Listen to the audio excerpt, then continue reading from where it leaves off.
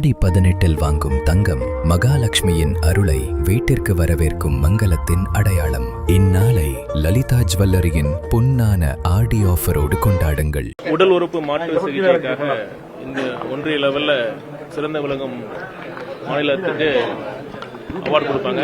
அந்த வகையில் நம்ம தமிழகம் தொடர்ந்து இந்த டிசீஸ்ட் ஆர்கன் டிரான்ஸ்பிளான்டேஷன் ப்ரோக்ராமில், அதாவது இறந்தவர்களின் உறுப்பை கொண்டு உறுப்பு மாற்று சிகிச்சை நடைபெறும் இந்த ப்ரோக்ராமில் தொடர்ந்து முதலிடம் பெற்று வருகிறது. அதற்காக அந்த அவார்டை நாளைக்கு தமிழக அரசின் சார்பாக நான் டெல்லி போகிறேன். அந்த விருதை இந்த மாதிரி நான் பேசிய வகையில் இது மாதிரி உடல் உறுப்பை தானமாக கொடுத்த அந்த கொடையாளர்களின் குடும்பத்தினருக்கு, அந்த கொடையாளருக்கும் காணிக்கையாக செலுத்த கடமைப்பட்டிருக்கிறோம்.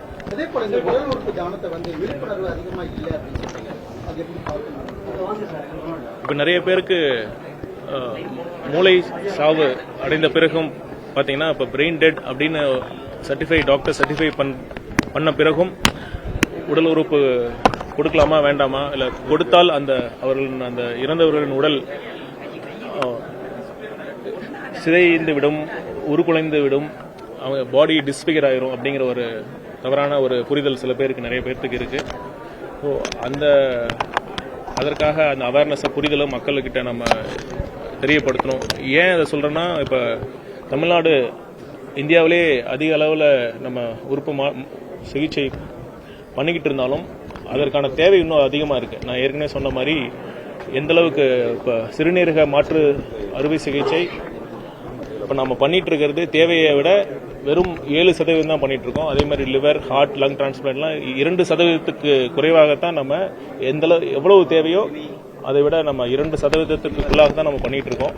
அந்த தேவையும் இருக்கு. அதே சமயத்தில் மக்களுக்கு நம்ம அவேர்னஸும் பண்ணணும். அதே சமயம் இப்போ பார்த்தீங்கன்னா, நான் பேசின மாதிரி ஆக்சிடென்ட்ஸ் மூலமாக நிறைய இளம் உயிர்கள் நம்ம இழந்துகிட்டு இருக்கோம்.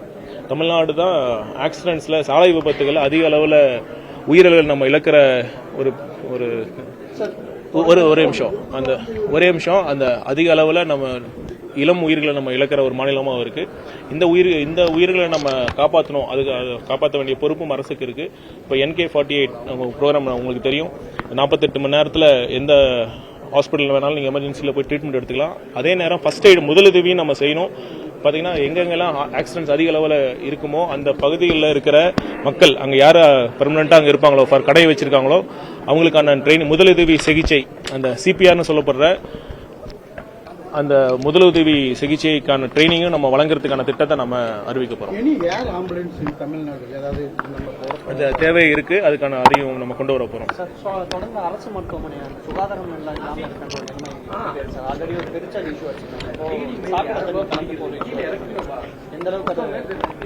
இந்த பிரச்சனை எல்லாம் இந்த 2 மாசத்துல வரல. பாத்தீங்கன்னா இது எல்லாமே பாத்தீங்கன்னா பழைய நீண்ட நாட்களாக நிர்வாக சீர்கேடுனால, அந்த முறையா அந்த சாக்கடை வசதிகளை அமைக்காதனால, அந்த பெஸ்ட், அந்த எலிகள் போன்ற இவங்களை கட்டுப்படுத்தாதனால தான் வந்திருக்கு. இப்ப நம்ம அரசு பதவியேற்ற பிறகு அதற்கான முயற்சிகள் நம்ம ஒவ்வொன்றா பண்ணிட்டு இருக்கோம். கண்டிப்பாக விரைவில் இந்த மாதிரி தொந்தரவுகள், இந்த மாதிரி கம்ப்ளைண்ட்ஸ் வராம நான் பாத்துக்கிறேன்.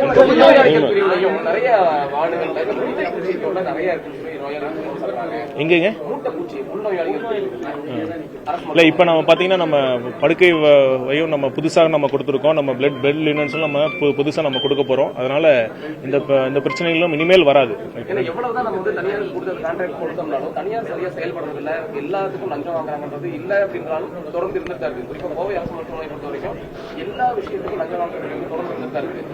இல்ல, நான் மீண்டும் இந்த அரசு நம்ம எல்லாத்திட்டையும் நம்ம சொல்லிட்டு தான் இருக்கோம். இந்த அரசு நேர்மையான, வெளிப்படையான அரசு, ஊழலற்ற, லஞ்சமற்ற அரசு கொடுக்கறவங்க தான் மாண்பு முதலமைச்சர்களின் லட்சியம். அதுதான் அவர் பண்ணிட்டு இருக்காரு. அதுதான் நாங்கள் அமைச்சர்களும் பண்ணிட்டு இருக்கோம். அப்படி இருக்கிறப்ப நம்ம தொடர்ந்து சொல்லிக்கிட்டு இருக்கோம். மருத்துவமனையில் இருக்கிற பணிபுரியும் ஊழியர்கள், குறிப்பா அந்த துப்புரவு அந்த பணியாளர்கள் மற்றும் இந்த சேவை நீங்க சொல்ற அட்டெண்டர்ஸ், அப்புறம் பாத்தீங்கன்னா அந்த பிரசவ வார்டில் இருக்கிற அங்க வேலை செய்யற பணிபுரியும் ஊழியர்கள்லாம் அந்த நோயாளிகிட்டும் அவங்க உறவினர்கள்ட்டையும் பணம் வாங்குவதற்கான கம்ப்ளைண்ட்ஸ் அவ்வப்போது வந்துகிட்டு தான் இருக்கு. மறுக்கலாம் இல்லை. நம்ம பாத்தீங்கன்னா KMCல ஆய்வுக்கு போனப்ப இந்த மாதிரி லஞ்சம் வாங்கினாங்க அப்படின்னு குற்றம் சாட்டப்பட்ட ஒரு 4 பேர் அவங்க ப்ரூவ் பண்ண பிறகு அவங்க பணியிலிருந்து நீக்கம் செய்யப்பட்டார்கள். அதை தான் நான் இந்த செய்தியும் நம்ம எல்லா மருத்துவமனை ஊழியர்கிட்டும் நம்ம சொல்றோம். நிச்சயமாக இந்த அரசு இந்த மாதிரி லஞ்சம் வாங்குவதை நம்ம கண்டிப்பாக ஒருபொழுதும் அனுமதிக்க முடியாது. தயவு செய்து இதை ஒரு சேவையா செய்யணும். ஏழை மக்கள் தான் அரசு மருத்துவமனைக்கு வராங்க. முதலமைச்சர் காப்பீடு திட்டத்தில் ஒரு சில மருத்துவமனையில சிகிச்சை அது எப்படி நம்ம மாநிலம் முதலமைச்சர் காப்பீடு திட்டத்தில் நிறைய சிகிச்சை பண்றது இல்ல தமிழ்நாட்டில் பொறுத்த வரைக்கும் இந்த காம்ப்ரிஹென்சிவ் இன்சூரன்ஸ் ஸ்கீம் தான் நம்ம கொடுத்துருக்கிறோம். பெரும்பாலான அந்த மருத்துவ தேவைகளுக்காக அது கவர் ஆகிட்டு இருக்கு. இப்ப மேலும் அதை நம்ம அந்த ஸ்கோப்பை நம்ம இன்க்ரீஸ் பண்ண முடியுமா அப்படிங்கறத பத்தி நம்ம பேசிட்டு இருக்கோம். கூடிய விரைவில் ஒரு நல்ல முடிவு எடுக்கும்.